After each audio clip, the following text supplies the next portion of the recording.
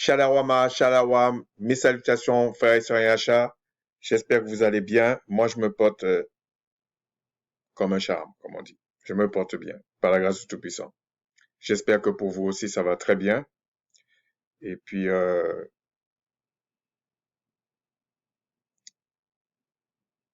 nous avons la bonne part, en fait. C'est ce que je voulais dire. Je ne vais pas trop prendre de temps, j'espère cette fois-ci, parce que je vais pas faire d'introduction. Je vais aller direct. Et parce que je devais finir ça la dernière fois, mais j'ai déjà pris 2 heures. Donc là, je pense que après cela, j'aurai un autre, mais ça va être plus short, là. Ici, plus court, pardon. Et donc, tout ce qui se passe, c'est le Créateur qui l'ordonne. Lamentation 3:37. Donc, les histoires de nous raconter que le Créateur ne contrôle pas les choses, là, ça, c'est pour faire croire que t'as une chance de t'en sortir. T'as pas de chance. Voilà, c'est comme ça, t'as pas de chance. Soit tu te repens, soit tu payes. Alors, Monsieur Armando, j'évite de regarder tes vidéos parce que j'ai pas envie de faire à chaque fois une vidéo réaction. Je dois finir ça déjà, et puis je dois faire d'autres choses. Je suis en train de regarder d'autres choses qui va encore remettre en cause toutes vos doctrines qui circulent là. Ok, je suis en train de regarder ça par la grâce du Puissant. Et on va voir comment vous allez faire pour vous en sortir, parce que là, l'étau est fermé. Donc, lui, c'est Armando. Et Armando dit, je résume, Armando dit que l'apôtre Paul a un autre évangile que les autres, qui est l'évangile de la grâce. Moi, je savais pas qu'avec le Christ, il y avait un autre évangile que la grâce. Moi, je savais pas. Donc, moi, j'atterris direct. Donc, on va aller tout de suite à l'essentiel. Et il dit que l'apôtre Paul faisait des allers-retours de Jérusalem et tout ça. Donc, on va regarder ça vite fait, vite fait. Si Seigneur permet. J'ai été dans enseignement à la Bible, bon. Et j'ai fait Saul. Hop. Je vais vous montrer ce que j'ai fait. Parce qu'après, on va attaquer tout de suite. Hein. Et j'ai été dans Actes. Le livre, il faut le mettre dans l'ordre. Et j'ai regardé Saul et après, j'ai regardé Paul. Toujours dans Actes. Parce que c'est là qu'on nous donne, on nous explique son cheminement, en fait. Alors, on va aller vite parce que j'ai fait des petits repères. Bon, là, dans le 8, acte 8, il a approuvé le meurtre d'Étienne. Mais, donc il n'est pas encore converti là. À partir du 9, acte 9, là, le Christ l'arrête. Saul, Saul, pourquoi me persécutes-tu, etc. Mais je vais vous expliquer pourquoi je fais ça. Bon, 9, ça nous intéresse pas, ça nous intéresse pas. Mais, en fait, il se retrouve à Damas. Alors, est-ce que j'ai ça tout de suite? Oui, regardez. Il confondait les Juifs qui étaient à Damas. Mais en fait, il était sur le chemin de Damas. Donc Damas, c'est pas en Israël, il est déjà en train de partir. Et on lui dit, euh, regardez, 11, Paul se rendit ensuite à Tars. Donc il n'est pas rentré à Jérusalem. Okay? Ensuite, ici, au 12, ils s'en retournèrent de Jérusalem. Mais ça a été vite fait. En fait, il y a une raison. Même le Christ lui dit, on va voir ça, le Christ lui dit, si le Seigneur permet, le Christ lui dit, on va pas accepter ton message parce que, en fait, Paul, comment dire, persécutait les chrétiens, enfin les disciples de Christ. Et donc, il va pas venir comme ça. Et le problème de Paul, c'était pas les disciples en fait. C'était les Judéens, c'était les sacrificateurs, les pharisiens, les sadducéens qui allaient le tuer, comme ils ont fait Pierre avec Étienne. Ils allaient le tuer. Donc c'est pour ça que Paul n'avait pas intérêt à aller à Jérusalem en fait. Bon, 13 ici. Alors ici, donc là il était à Antioche, ok? Antioche. Ici, Chypre, ok?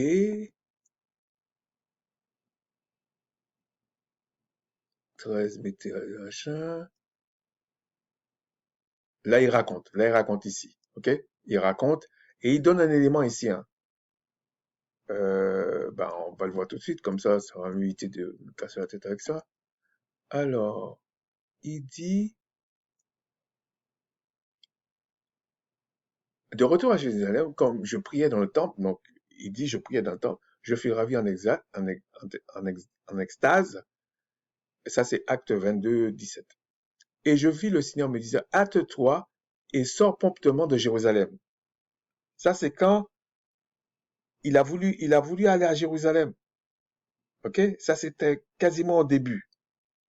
C'est le Seigneur qui lui dit, sors de Jérusalem. Regarde, parce qu'ils ne recevront pas ton témoignage sur moi. Et je dis, Seigneur, ils savent eux-mêmes ce que je faisais mettre en prison et battre de verge dans les synagogues ceux qui croyaient en toi. Et Paul était très pointu dans la loi, mais Paul n'était pas considéré comme un docteur vraiment de la loi parce qu'il n'était pas Lévi. Il n'était pas, c'était un Benjamin, ou même s'il était de Judas, de toute façon. Donc, mais il était très zélé et il connaissait très très bien la loi. C'était un pharisien, quoi. Et quand répandit le sang d'Étienne, regardez, et lorsqu'on répandit le sang d'Étienne, ton témoin, j'étais moi-même présent, joignant mon approbation à celle des autres en gardant les vêtements de ceux qui le faisaient mourir. Alors il me dit, donc ça c'est le Christ, va, je t'enverrai au loin vers les nations. Et ça c'est au début, c'est pas, bon, il est resté quelque temps à Damas, et après il a voulu rentrer à Jérusalem, puisqu'il habite à Jérusalem. Eh ben là, il n'a pas pu rester longtemps. Il a parlé un petit peu et puis il est parti. Donc, après, bon, c'est pareil, hein. On va prendre Paul, fait la même chose. Hop, hop, hop. Alors, on était à 13, hein, tout à l'heure. 9, 13, bon. Fixa, c'est la même chose. 13, 13, 13, 13, 13, 13. Bon, 14. Bon, de toute façon, il explique à 22. Mais ça, c'est quelque chose qui s'est passé dans le chapitre 9, je pense, un truc comme ça. Non, 9 et 12, un truc comme ça. Donc, ça veut dire tout ce qui est après, là, il n'est pas à Jérusalem. Il n'est pas. Regardez les villes et tout ça, il n'est pas. Antioche, Icône, ça, c'est pas des villes de Jérusalem, ça. Euh, euh, bon, je vais simplifier la chose. Tout ça, là, il n'est pas. Peut-être 15, il a fait un tour pour quelque chose. Attendez, je vais vous dire ça. Oui, parce que là, il voulait parler de l'évangile déjà. C'est pour ça que, Armando, je suis pas d'accord avec toi sur ça, parce que déjà là, il avait déjà des discussions avec les apôtres à propos de l'évangile. Et il faut bien comprendre que Paul, c'était celui qui connaissait le mieux la loi. Faut bien comprendre ça. Donc ici, euh, là, il va parler pour essayer de se faire connaître avec les autres et tout. Et c'est Barnabas qui prend la défense de Paul pour dire non, il est sincère. Parce qu'eux, ils doutaient même. Mais ça a été assez rapide. Et ils ont même des discussions vives, justement pour parler de certaines choses de l'évangile. Euh, donc c'était Paul, déjà là, Paul, il aurait dû être plus juif que les autres, puisqu'il est pharisien. Et pourtant, dès le départ, en fait. Donc, c'est pas l'histoire que tu prends 14 ans après, tout ça. Non. Mais peut-être que ça, c'était déjà les 14 ans. C'est parce que tu regardes pas, mais on va voir, on va aller plus loin. Donc, 15. Et puis après là, on va pas perdre du temps là-dedans. Je pense qu'il réapparaît euh, 21 ou 21 ou 22. Il réapparaît parce que là, cette fois-ci, il retourne à Jérusalem. Là, il retourne à Jérusalem. Et on voit que là, il est un peu... Bon, il faut peut-être vérifier, ça va être trop long, regardez. Voilà, à partir du 21, là, on le conseille de ne pas monter à Jérusalem. Il hésite et après il monte. Mais il faut comprendre que quand il monte là, Paul est, pas seulement convaincu, parce que dès le départ, il était convaincu.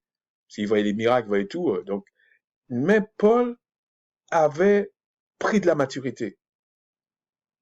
Et Paul était convaincu de ce qu'il avait compris. Et donc ici, Paul retourne à Jérusalem. Donc il ne fait pas des allers-retours. Non. Non, non, non, non, non. Il a même fui. Donc là, il revient et c'est là qu'il parle avec une certaine autorité.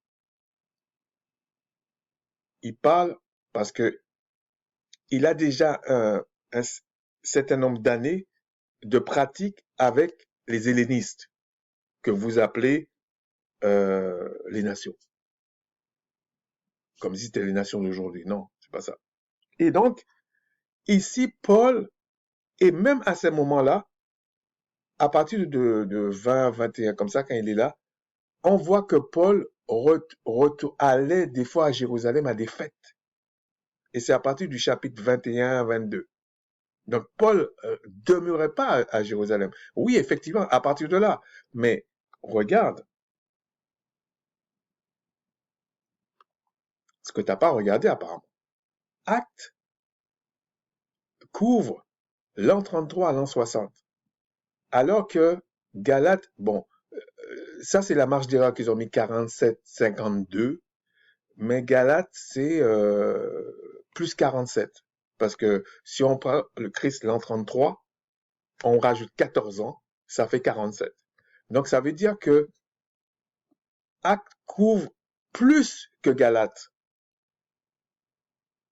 Donc il ne faut pas regarder acte 2 et penser que tout Acte couvre que Acte 2. Non, non, non, non. Donc, donc ici, là, on est déjà au chapitre on est déjà au chapitre 22. Et il y en a 28 de chapitres dans Actes. Donc tout ce que tu vois là, et même dans les chapitres 22, tout ça, il raconte comment ça s'est passé au chapitre 9. Donc en fait, enfin, c'est pas Paul qui raconte ça, c'est Luc, hein, bon, pour aller vite là.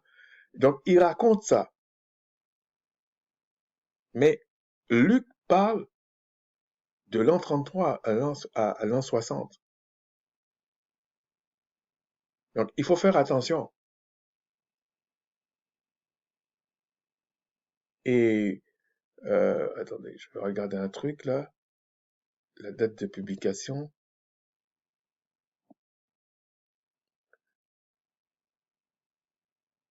Alors, je vais faire vite là, pas prévu ça.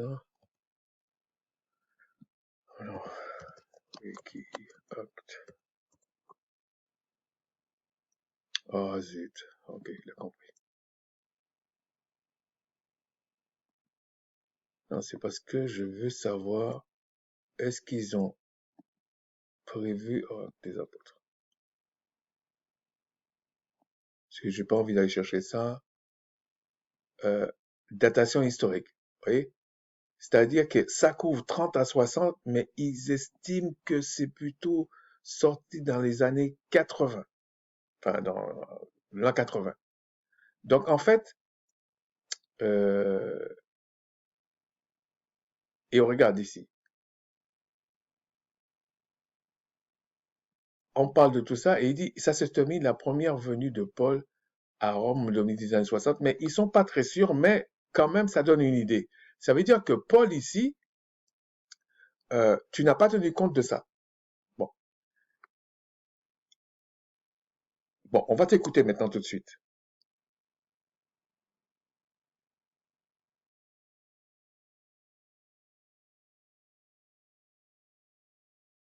Hébreux chapitre 6, le verset premier. Hein.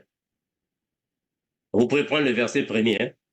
Voilà, voilà, Hébreux 6, je commence la partie du verset premier à 3. Je vais agrandir ça. Hébreux 6, 1 à 3. Mes frères, lisons ensemble. Regardez ce que la Bible dit. C'est pourquoi, laissons les éléments de la parole de Christ, tendons à ce qui est parfait, sans poser de nouveau le fondement du renoncement aux œuvres mortes, de la foi en Dieu, de la doctrine des baptêmes, de l'imposition des mains, de la résurrection des morts et du jugement éternel. J'aimerais ici souligner ici euh, la doctrine des baptêmes. Mes frères, vous voyez ce qui se passe ici. Ici, c'est le frère Paul hein, qui est en train d'y passer. On comprend que ce livre a été vraiment écrit selon le style de l'apôtre Paul. Le frère Paul est en train de dire ici que nous ferons ce que il a cité ici, la doctrine des baptêmes. C'est ce que nous ferons. Il a bien dit, hein? La doctrine des baptêmes, c'est ce que nous ferons si Dieu le permet. La doctrine des baptêmes. Mes frères, je reviens vers vous. C'est le frère Paul qui écrit ça. C'est le frère Paul qui a écrit ça. La doctrine des baptêmes, c'est ce que nous ferons si Dieu le permet. Maintenant, je vous pose une question. Est-ce que ici, c'est avant les 14 années ou après les 14 années? Vous êtes à la maison, vous pouvez répondre. Parce que nous savons que Paul lui-même a dit qu'il a renoncé à tout. Maintenant, ici, est-ce que c'est avant ou après? Vous avez la réponse. Mais je vais vous donner un autre passage. Est-ce que c'est avant ou après? Parce que c'est lui-même qui a dit, c'est ce que nous ferons, la doctrine des baptêmes. C'est ce que nous ferons. Mais qu'est-ce qu'il va dire dans 1 Corinthiens? Regardons 1 Corinthiens. C'est ce que nous ferons, la doctrine des baptêmes. C'est ce que Paul a dit. OK. Maintenant, qu'est-ce qu'il va dire dans 1 Corinthiens? Prenons 1 Corinthiens, mes frères. 1 Corinthiens 1, 17. Qu'est-ce qu'il va dire là-bas? 1 Corinthiens 1, 17. Nous sommes ici. 1 Corinthiens 1, 17. Écoutez ce que Paul dit. Donc là, il est sûr de lui, hein. T'es sûr de toi, Armando, hein? Bon, avant de parler de ce texte-là, donc tu es dans Hébreu, ok?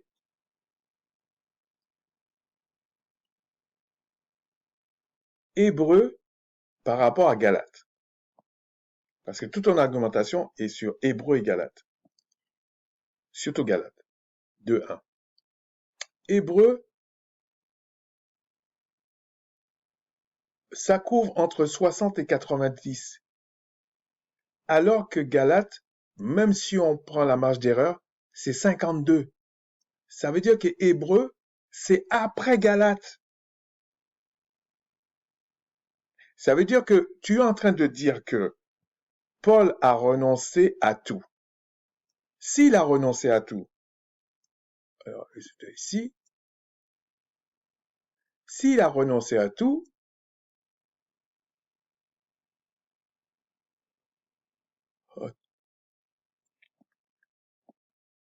Attendez.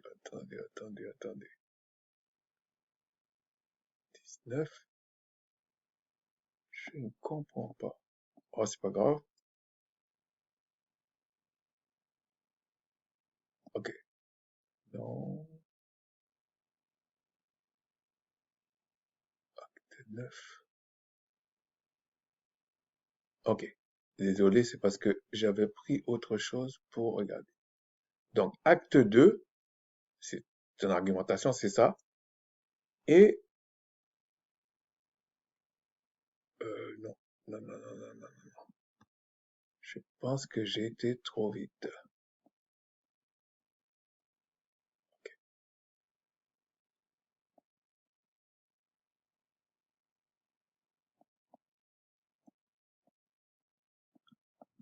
Désolé. Oh non.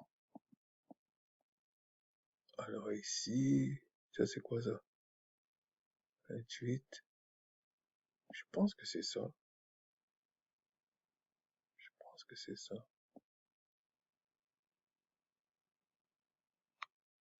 Attendez.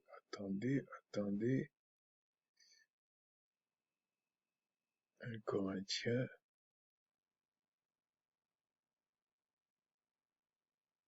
4,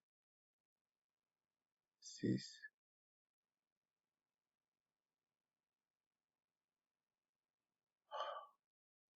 Ça c'est la dernière fois ça. Pourtant je l'ai préparé. Ok, c'est ça. Ok, c'est ça. Ouais, c'est bien ça. Donc, on va quand même regarder Hébreu 6. Ouais, je pense que c'est ça que j'avais fait. Donc, son argumentation est basée déjà sur Galates 2:1. Après 14 ans. Bon. Ensuite, il va dans Hébreu 6:1. Mais il dit Paul a renoncé à tout. Pourquoi, Armando, tu parles uniquement des baptêmes? C'est pas parce qu'il a parlé uniquement des baptêmes. Ton argument ne tient pas là non plus. Parce que, oui, il a parlé des baptêmes.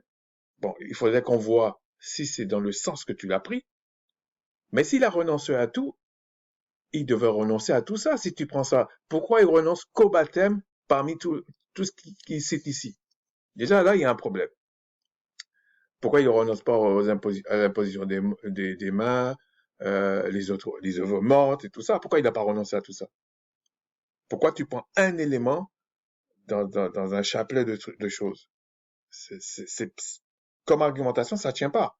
En plus, tu prends un texte hébreu qui est écrit et qui parle des choses après Galates et que ça contredit Galates selon ce que tu dis. Et je t'ai montré dans Actes aussi, vers la fin là, Paul allait quand même faire des choses à Jérusalem, les temps des fêtes et tout ça. Alors tu vas me dire, oui, mais Paul a dit en même temps qu'il ne faut pas euh, considérer les jours. Mais c'est toujours par rapport au sacrifice. C'est ça que tu n'as pas compris. C'est toujours par rapport au sacrifice. Parce que tous les jours, il y avait des sacrifices. Et les jours de convocation aussi, il y avait des sacrifices d'animaux. Donc ici, je sais pas où est-ce que tu as pris ça dans ton chapeau là, ça tient pas en fait. Ça tient pas. Pour moi, ça tient pas en fait. Alors, bon, j'avais déjà parlé de ça. Je vais voir si je t'ai tout dit ici. Oui, tu dis quelque chose ici que je tiens à dire. Alors, est-ce que c'était ça?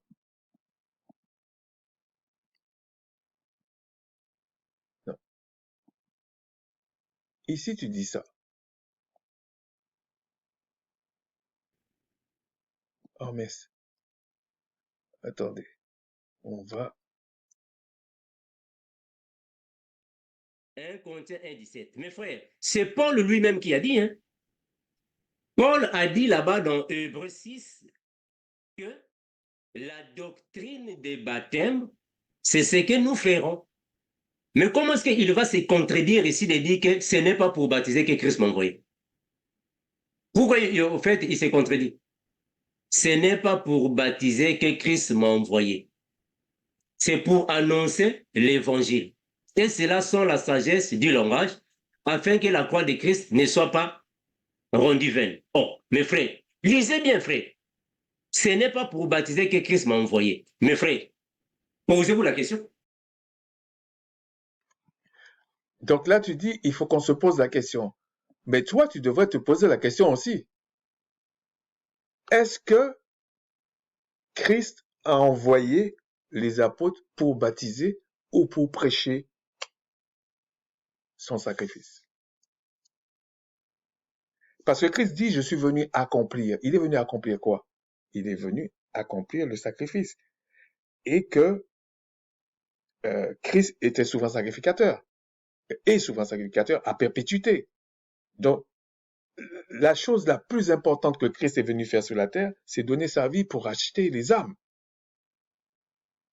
Donc, il n'a pas envoyé même les autres apôtres pour baptiser. C'est des éléments en plus qui sont là. Et en plus, le baptême, peut-être que toi, tu n'as pas étudié la chose, je ne sais pas. Le baptême, c'était simplement un signe d'un engagement. C'est tout. Je parle du baptême d'eau. Et c'était quelque chose qui était culturel. C'était pas une loi. C'était culturel, c'est comme une coutume. C'est comme si aujourd'hui on allait signer un papier, je sais pas, devant un notaire. Ben là, il se baptisait pour un engagement. Je crois que c'est Pierre qui le dit. C'est un engagement en fait qui est là. Mais c'est pas plus que ça en fait. Hein. C'est pas parce que en fait, bon, je vais te parler franchement, parce que on dit la doctrine des baptêmes, donc ça veut dire qu'il y en a plusieurs. Il y a le baptême d'eau et le baptême du Saint-Esprit. Déjà avec Corneille, ils ont été baptisés du Saint-Esprit avant le baptême d'eau. Et on leur dit, mais allez vous baptiser d'eau. C'était pour un engagement par rapport aux autres. Et moi qui te parle, ça s'est fait avant le baptême d'eau. Donc je sais de quoi je parle. Hein.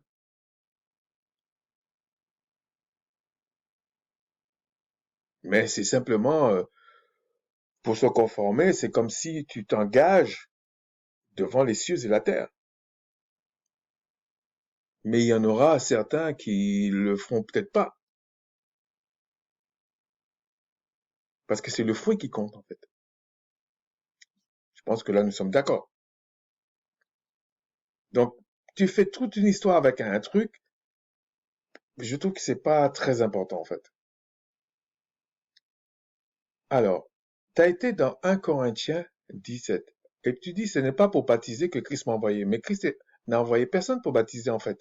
Mais par contre, euh, regarde ce que Christ dit. Pourquoi j'étais dans Acte 9? Ah oui, dans Acte 9, ça c'est au début. Et il dit, c'est Paul qui a envoyé des gens baptisés. Pourtant, il dit, Christ m'a pas envoyé baptiser. Mais c'est Paul qui dit à quelqu'un d'aller se faire baptiser. Il faudrait le lire dans le chapitre 9. Et ça, euh, tu le soulignes pas. Mais est-ce que Paul, quand il dit, on m'a pas envoyé pour baptiser, est-ce que c'est ce que tu dis que Paul dit? Parce que la chose qui était la plus importante, c'était la repentance. Ce n'était pas l'imposition des mains, c'était pas les miracles, c'était pas tout ça. C'est le salut de l'âme. Et Paul a raison quand il dit ça. Il fallait prêcher l'évangile, prêcher la repentance. Mais les apôtres prêchaient la repentance aussi. Ils prêchaient la même chose. Alors attends. il y a un truc que je voulais te parler ici. Peut-être on va le voir plus loin.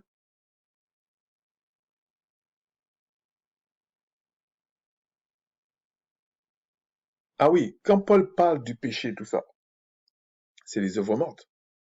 Il n'a pas renoncé aux œuvres mortes. Donc, faut pas prendre un élément et puis dire que Paul a dit ça. C'est peut-être parce que tu n'as pas compris ce que Paul a dit. C'est comme si, par exemple, tu prends quelqu'un qui prêche l'évangile et puis euh, il vient et puis les gens viennent le voir pour lui dire, je sais pas, il pose des questions sur d'autres choses, ok, sur des choses, mais qui fait partie quand même de la vie de l'Église. Il parle avec. Et puis à un moment donné, il est agacé en fait. Il dit, mais on m'a pas envoyé pour ça. Je suis pas là pour ça. Moi, je suis là pour prêcher la repentance. C'est tout. Mais ça veut pas dire que je peux pas dire d'autres choses, mais vous pouvez pas déplacer ce pourquoi on m'a envoyé. C'est ça que Paul dit. Je peux pas passer ma vie à prêcher le baptême, le baptême, le baptême, alors que c'est pas ça. Mais les apôtres prêchaient pas le baptême, le baptême, le baptême non plus, en fait. Il y avait un truc que je voulais te raconter là. Alors,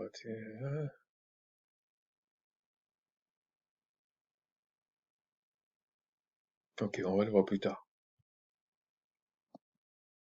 Ça, c'est,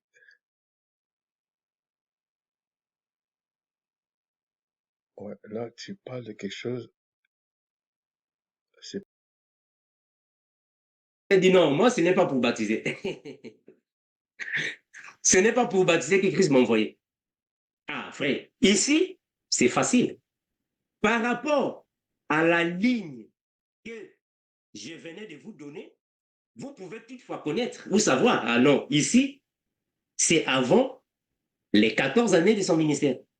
Ici, c'est après les 14 années. Facile.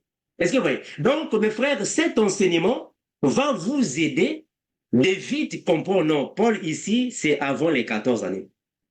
Non, ici, c'est après les 14 années. C'est facile. Donc, comme Paul dit, en fait, je vais repartir là-bas. Quand Paul vient dans... donc ici, il insiste même, ok? Il insiste. Il dit, c'est facile. C'est facile comme, parce qu'il maîtrise la chose. Le problème, c'est qu'il te dit pas le livre hébreu, là, que ce soit la date de publication, la date de rédaction, c'est après Galate. Donc, je sais pas d'où tu sors, parce que la manière que tu parles, c'est comme si hébreu a été écrit et apparu après, non, avant Galate.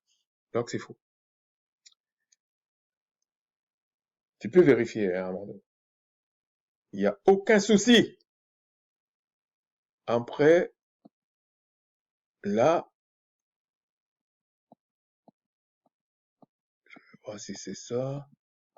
Ah ouais, il va être court si tout va bien. Alors, on va écouter là encore ce que tu nous affirmes.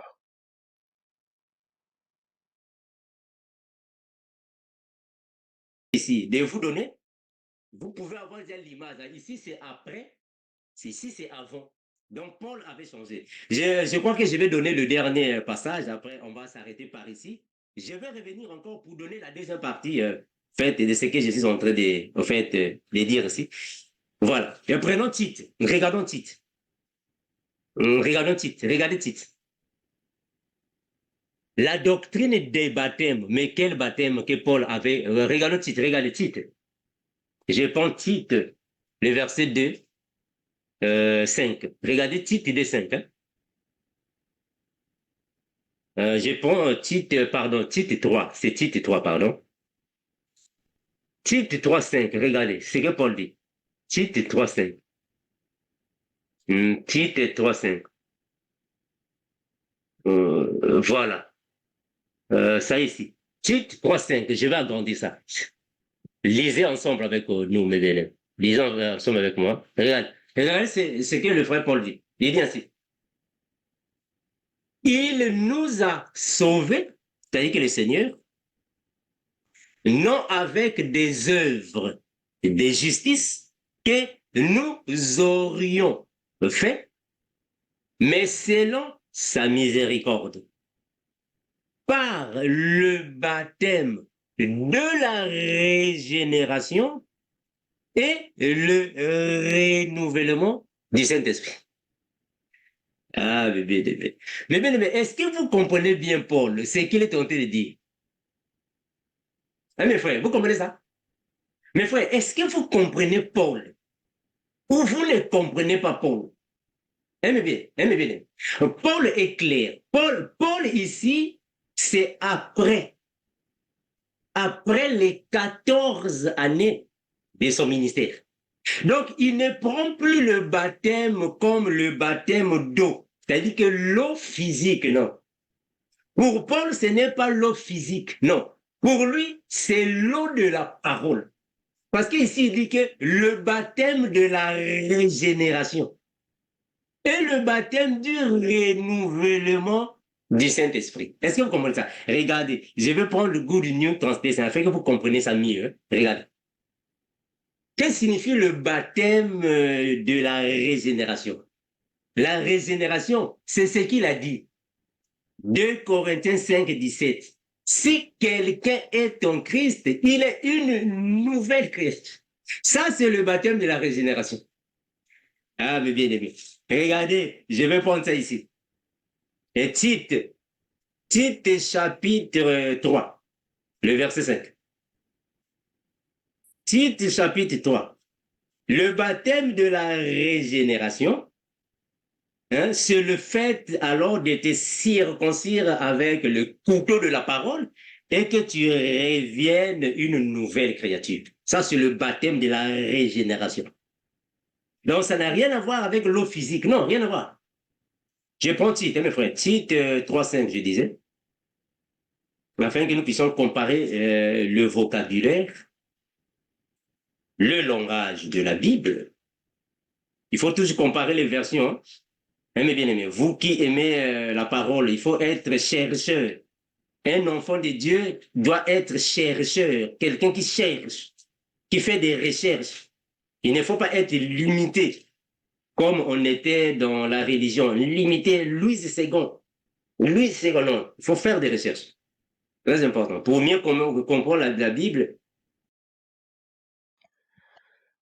Donc, j'ai laissé le petit passage là, ça te fait plaisir de parler de Good News Translation. Donc, ok, je t'ai fait un petit plaisir là, mais sache qu'il y a quand même des dénominations, ils ont pas Louis II, ils ont Darby, ils ont d'autres Bibles. Donc, même cet argument-là, ça tient pas partout. Peut-être que tu as vécu dans certaines qui avaient toujours Louis II. Mais ça, je peux comprendre. Donc, tu dis, en fait, tu es en train de nous dire, en fait, tu aurais dû nous dire tout simplement le baptême du Saint-Esprit, mais en réalité, c'est Christ qui a annoncé ça. C'est pas Paul. Dans Jean 14, Christ dit, je vous enverrai le consolateur, le défenseur. Je vous l'enverrai. Donc, les autres apôtres savaient ça, avant Paul même. Pendant que Paul les persécutait là. Eux, ils savaient ça. Eux, ils avaient reçu l'Esprit. Acte 2. Donc, ce que tu es en train de dire là, peut-être que même tu es en train de descendre Paul, en fait, de lui dire, tu comprends en retard par rapport aux autres. OK?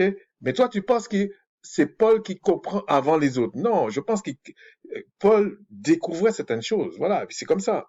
C'est comme ça. L'avantage de Paul, c'était la loi, en fait. Hein. Et je vais te montrer un truc. Attends. Dans Marc. Marc, si on prend Marc 15 à 16. Puis il dit, donc le Christ, allez par tout le monde. C'est vous qui dites, il faut aller par tout le monde, non? Le monde, pour vous, c'est le monde entier, non? Donc ici, Regarde le verset 16. Celui qui croira et qui sera baptisé sera sauvé, mais celui qui ne croira pas, qui ne croira pas sera condamné. Donc, là, c'est le maître qui parle. Et c'est ce qu'il dit aux apôtres, avant Paul. Donc, tu penses qu'il va changer d'avis? Non, non. Parce que je crois que c'est Pierre qui le dit, que le baptême d'eau, c'est un engagement, c'est un signe d'engagement. C'est pas ça qui sauve. Ça te purifie pas, ça te sauve pas, c'est pas ça qui est là. C'est ton engagement vis-à-vis de ta foi, vis-à-vis de ce que tu crois. C'est tout. Ça s'arrête là. Parce que le Créateur regarde au cœur. Maintenant, c'est au cœur qu'il regarde. C'est comme ça. Donc, je comprends pas tellement ton argumentation autour de ça. Mais apparemment, ça te fait plaisir de lire Goodness Translation. Ça te plaît, ça. Bon, pourquoi pas, hein? Chacun son petit plaisir. Alors, c'était quoi? Ouais, c'était que ça. C'était que ça. Maintenant, on va passer. Bon, j'avais prévu un truc, ça va être trop long. Ça sert à rien.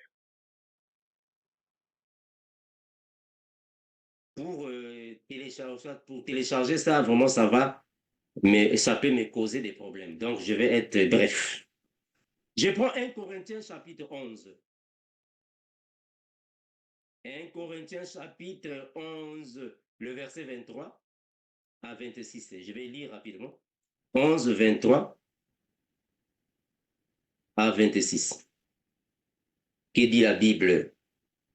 1 Corinthiens 11, 3 à 26. 1 Corinthiens 11, 23, pardon, 23 à 26.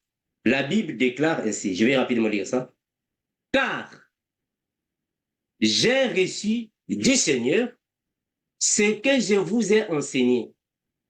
C'est que le jour que le Seigneur Jésus, dans la nuit, où il fut livré, prit du pain, et après avoir rendu grâce, le rompit et dit, ceci est mon corps, qui est rompu pour vous. Faites ceci en mémoire de moi. De même, après avoir soupé, il prit la coupe et dit, cette coupe est la nouvelle alliance en mon sang. Faites ceci en mon sang, faites ceci en mémoire de moi, toutes les fois que vous en boirez. Car toutes les fois que vous mangez ce pain et que vous buvez cette coupe, vous annoncez la mort du Seigneur jusqu'à ce qu'il vienne. Mais bien aimés, vous voyez le bien avec nous et que nous prenons les versets bibliques qui nous arrangent et qui ne nous arrangent pas. On prend tout. Mais après, on explique ça. C'est que malheureusement, dans d'autres assemblées, soit dans d'autres églises, ils ne prennent pas, ils mettent de côté, ils choisissent les versets. Maintenant, mes frères, je vous pose une question. Comme je vous ai dit que je ne suis pas ici pour vous obliger, mais je vous pose une question. Le frère Paul a dit que lui aussi, il a participé au repas du Seigneur, ce que vous appelez dans la religion la Sainte Seine. Il a dit qu'il a participé au repas du Seigneur. Maintenant, je pose une question. Est-ce que ici, c'est avant les 14 années de son ministère ou après les 14 années? Vous allez décider. Décidez-vous à la maison. Est-ce que c'est après les 14 années ou avant les 14 années ou après les 14 années? Parce que nous avons déjà la réponse. Nous avons la réponse. Voilà pourquoi nous disons que pour nous, le repas du Seigneur est spirituel. Parce que nous avons déjà la réponse. Maintenant, pour vous, est-ce que c'est avant ou après? Comme on dit en France, question pour un champion. Maintenant, cette fois-ci, c'est maintenant question pour un chrétien. Mais c'est vous. Vous répondez à la maison. J'aime bien ton humour, j'aime bien ton humour. Mais moi, c'est des questions que j'ai pour Armando. Moi, je m'en fous des soi-disant questions pour un champion. C'est Armando. Ok? C'est toi la question. C'est toi que je pose la question. Et puis, je suis pas dans vos histoires de soi-disant chrétiens, là, d'émulation et tout. C'est embrouillé là-bas. Toi-même, tu le sais. Donc, je parle pas de ça. Mais tu as pris un passage et c'est dans Corinthe. On va continuer. Corinthiens 55-57. Galates, c'est avant.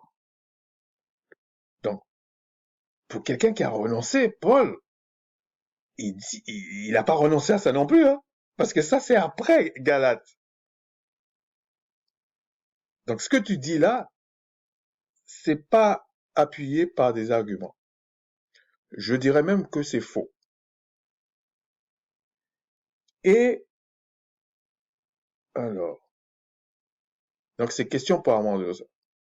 Mais si tu avais lu à partir du 27, il explique pourquoi il parle de ça. Et tu aimes trop extrapoler. Il explique, c'est pourquoi celui qui mangera le pain ou boira la coupe du Seigneur indignement sera coupable envers le corps et le sang du Seigneur. Que chacun, donc, il s'éprouve soi-même et qu'ainsi il mange du pain et boive de la coupe. Car celui qui mange et boit sans discerner le corps du Seigneur mange et boit un jugement lui-même. En plus, quand il dit à chaque fois que vous vous rencontrez, il faudrait parler de beaucoup de choses là encore. Chaque fois que vous vous rencontrez, ça veut dire quoi? Bon, mais comme tu n'as pas abordé la question, je te laisse dans ton expertise. Car celui qui mange, qui boit, etc., etc. Et là, il explique. C'est pour cela qu'il y a parmi vous beaucoup d'infirmes et de malades et qu'un grand nombre sont morts. C'est grave. Mais t'as pas vu la gravité de la situation. En fait, Paul met en garde le, le foutoir qu'il y avait quand il faisait ce genre de choses. C'est tout. Il dit pas plus de choses que ça. Toi, tu pars dans des trucs. En plus, ça te fait plaisir, hein. Mais c'est rien du tout, ça. C'est que simplement, Paul voulait dire on doit faire les choses avec cœur et dans l'ordre. Puisque les autres apôtres n'étaient pas contre. Donc, pour l'instant, tous les arguments que tu m'amènes, je ne vois pas sur quoi tu t'appuies pour parler comme ça. Ensuite, il y a ça. On va aller là, parce que c'est bientôt fini.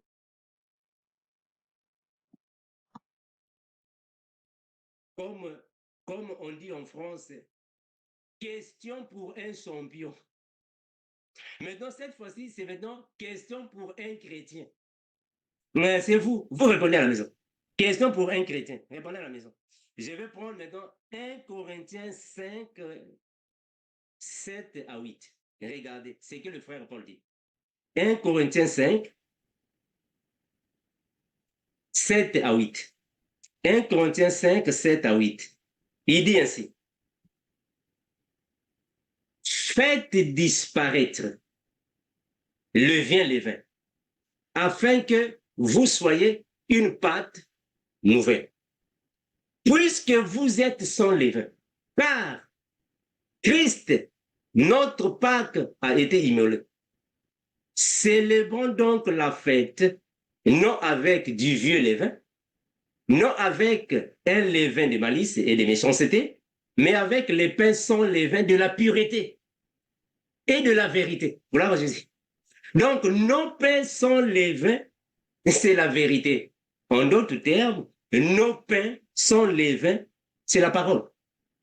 C'est la parole. Donc, ici, c'est le frère Paul d'après les 14 années. Parce que nous, les pains sans levain, c'est la parole. Voilà pourquoi il dit, non avec les pains sans levain de la malice ou méchanceté, mais avec les pains sans levain de la pureté et la vérité. Or, qui dit pureté et vérité, dit la parole du Seigneur. Amen. Donc, les pains sans levain pour nous, frères, c'est la parole. Donc, on n'a pas de pain sans levain à préparer. Non, c'est la parole. Bien frère, c'est la parole. C'est la parole du Seigneur. Parce que le frère a remarqué, Paul aussi partait au temple. Hein? Il partait là-bas au temple. Mes excuses. Paul partait aussi au temple. Mais on va comprendre qu'ici, il confirme que nous ne sommes pas obligés d'aller manger le pain au temple. On n'est pas obligé, frère. Non, frère. À leur époque, il fallait partir au temple pour la Pâque. Il faut aller au temple pour la Pâque, manger le pain sans levain, l'agneau. Mais est-ce que nous sommes obligés dans l'évangile de la grâce? 1 Corinthiens. Et il faut que la Bible parle, pas moi. Il faut que la Bible parle. 1 Corinthiens 6, 19. La Bible doit parler, pas moi. 1 Corinthiens 6, 19. Il dit ainsi. C'est pas moi, c'est la Bible. Il dit ainsi. 1 Corinthiens 6, 19. Ne savez-vous pas que votre corps est le temple du Saint-Esprit? Donc, nous ne sommes plus obligés d'aller au temple pour aller manger la Pâque, non. C'est nous qui sommes le temple du Seigneur. Ben, ça, c'est l'évangile de la grâce. Nous, Bon, j'ai été un peu plus loin, mais là encore, Armando, je sais pas où tu prends ces trucs-là. Quand il dit dans 1 Corinthiens 5, quand il est dit dans 1 Corinthiens 5 à 7, non, 7 à 8,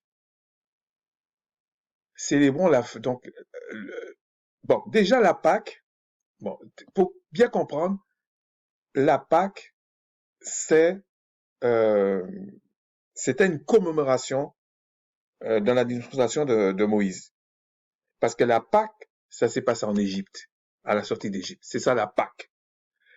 Après, ils ont fait une commémoration de la Pâque, jusqu'à temps que Christ vienne. Et Christ est la vraie Pâque euh, des vraies choses, du vrai temple et tout ça. Christ est la vraie chose. Alors que là, c'était une commémoration d'un modèle. Bon, maintenant, Christ lui-même, il est la Pâque. Il est l'agneau de la Pâque. Et le pain sans levain, enfin, le vieux levain, c'est le péché. C'est pas, c'est pas, et le sans levain, c'est l'observation de la loi. Parce que la transgression de la loi, c'est ça, c'est le péché.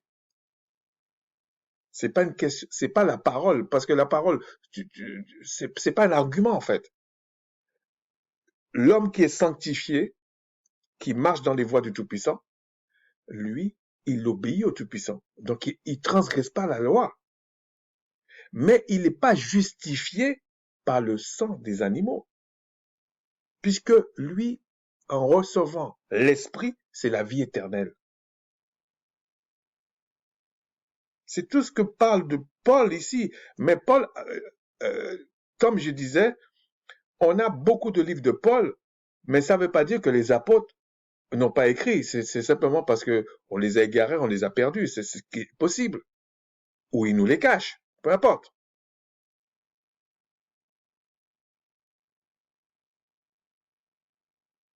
Parce que tu crois pas, entre les hellénistes, Paul avec les hellénistes, avec ce que tu appelles les nations, tu penses qu'il y avait plus de nations parmi les hellénistes là que des Israélites? Les apôtres avaient plus de boulot. Hein. Les autres apôtres là, ils avaient plus de boulot par rapport à Paul. Paul, le problème, c'est que Paul s'est retrouvé un peu isolé. C'est ça qui était le problème. Mais le Créateur fait bien les choses. Je pense qu'il s'en est bien sorti. Donc, il suffisait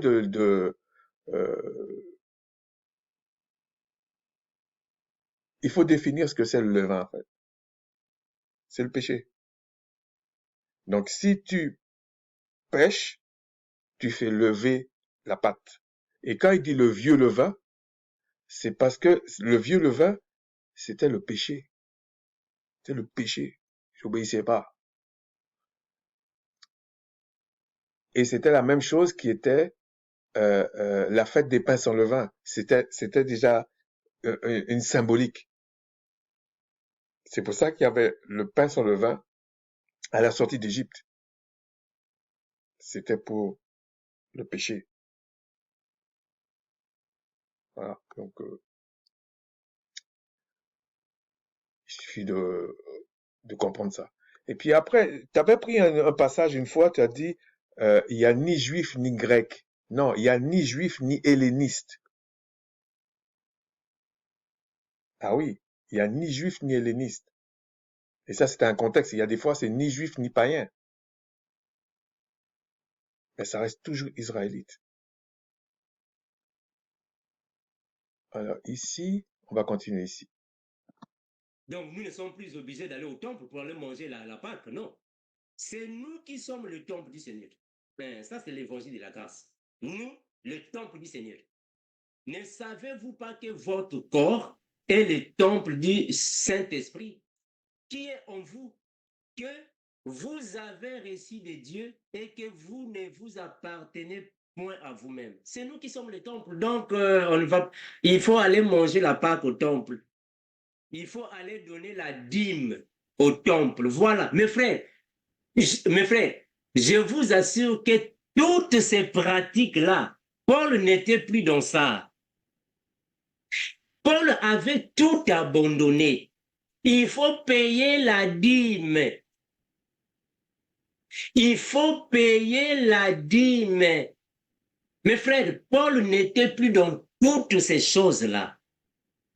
Dans l'évangile de la grâce, il n'y a plus ces choses. La dîme. Moi, je ne sais pas laver les pieds. Il y en a beaucoup là-bas. Dans l'évangile de la grâce, nous n'avons pas ça. On n'a pas ça, mes frères. Regardez 1 Corinthiens, je vais revenir dans 1 Corinthiens 11, 23. On n'a pas toutes ces choses-là. Nous sommes le temple de Dieu. Donc, il ne faut pas venir ici avec Malachie.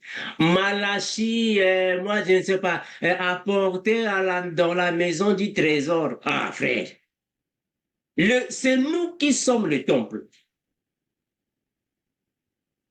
1 Corinthiens 11, 23, 26. J'ai déjà lu ça. Voilà, j'espère que j'ai déjà lu ça. Vous pouvez en fait comparer avec ce que vous avez à la maison. On a déjà lu ça. Et mes frères, parce que Paul a dit que nous avons reçu un évangile qui est éternel. Oui, mais c'est pas que Paul qui a dit ça. Christ lui-même a dit, si vous acceptez ma parole, il dit, tu auras une eau qui va jaillir jusque dans la vie éternelle. Donc les autres apôtres savaient ça. Tu fais tout un truc avec rien, je suis désolé. Non. Et en plus, 6,19. Ne savez-vous pas que vous êtes le temple du Saint-Esprit? Mais les apôtres savaient, les autres savaient ça aussi, puisque Christ a dit, détruisez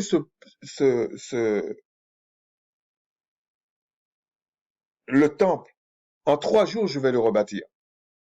Et quand ils ont reçu, quand Christ a ouvert leur esprit, ils ont compris que c'était ça. Donc, il n'y a pas d'ambiguïté sur ça. Eux, ils savaient que c'était eux le temple. Ils savaient ça. Ils savaient ça. Et pour la dîme, bon, une fois tu avais dit, mais c'est vrai que la dîme, je vois pas pourquoi les apôtres, même avec Christ, les apôtres payaient pas la dîme.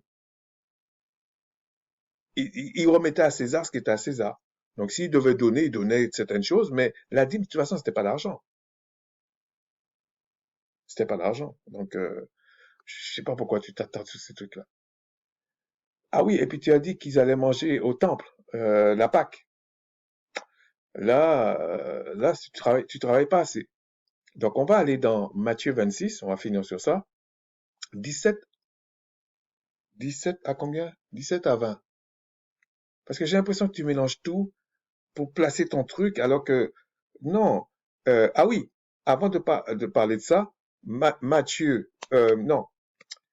Le lavage des pieds, c'était quelque chose de culturel en fait, hein. C'est parce que il y avait de la poussière, des choses comme ça, ils étaient en sandales.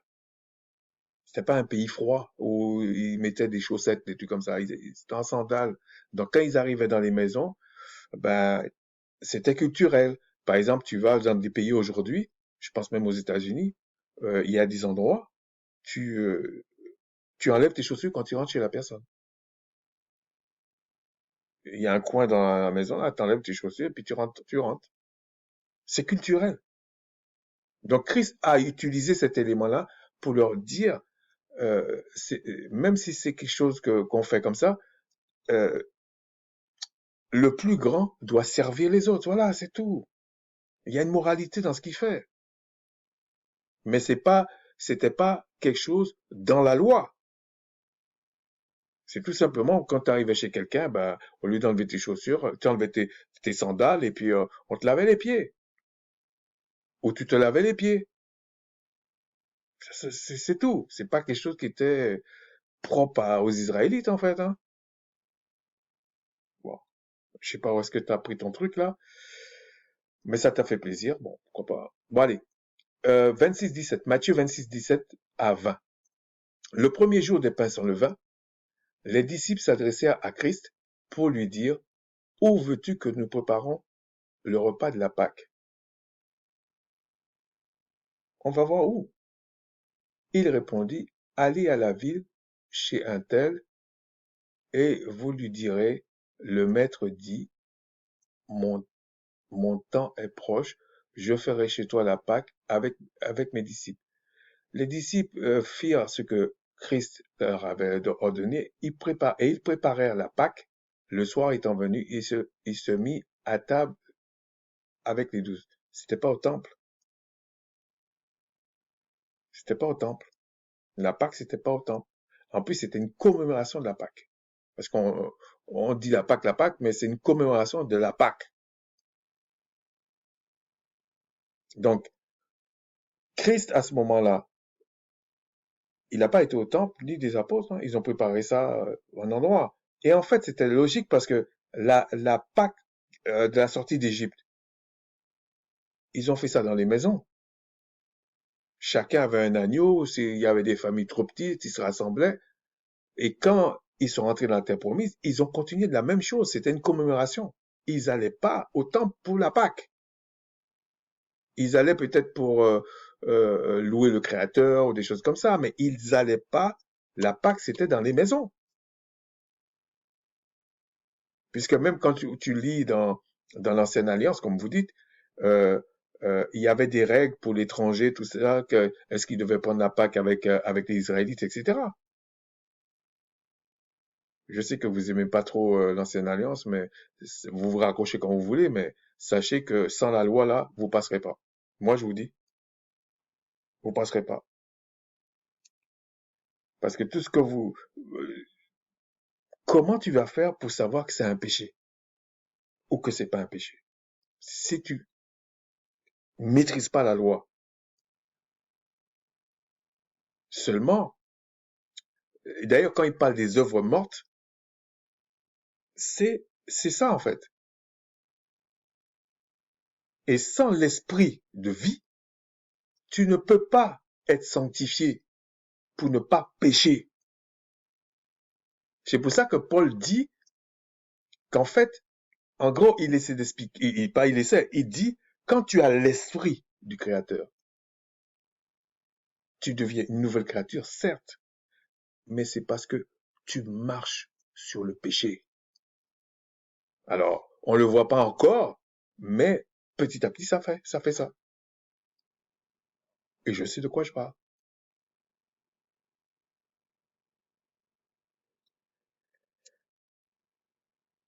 Alors, ici, oui, parce que tu prends des trucs culturels, tu mélanges avec des traditions, avec des coutumes, avec la loi, mais ça te plaît, mais c'est pas ce que disent les Écritures en fait. Sur ce, je vais m'arrêter là. Euh,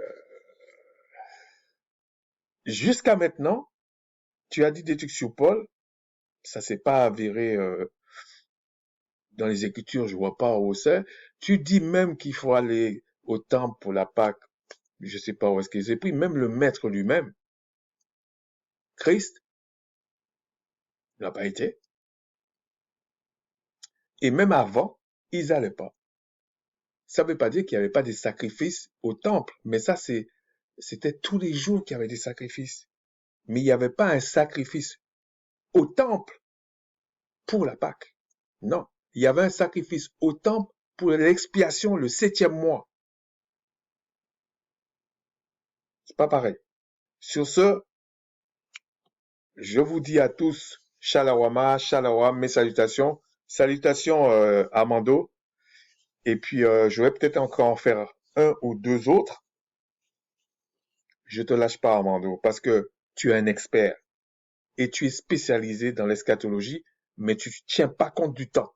Tu fais même pas une timeline. Je sais pas comment on dit ça en français, là. Enfin, une ligne de temps. Oui, tu fais même pas ça. Faut être un peu plus sérieux. Shalom.